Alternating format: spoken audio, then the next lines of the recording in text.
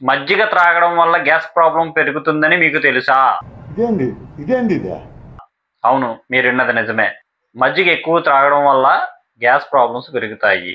చలవ చేస్తుందనో లేదంటే ఎండాకాలం మంచిదనో గ్యాస్ ప్రాబ్లం ఉంది కూరలు తినకూడదు అని మజ్జిగన్నం తింటా ఉంటారు ఎక్కువగానే. ఆరోగ్యం బాగాలేనప్పుడు కూడా మజ్జిగ ఎక్కువ ఇస్తూ ఉంటారు.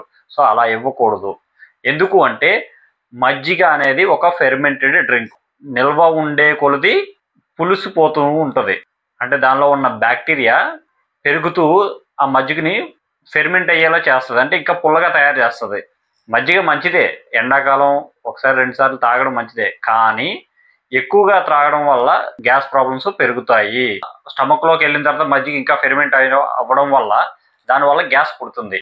గ్యాస్ ప్రాబ్లమ్స్, అల్సర్లు ఇలాంటివి ఉన్నప్పుడు మజ్జిగ ఎక్కువగా త్రాగకూడదు.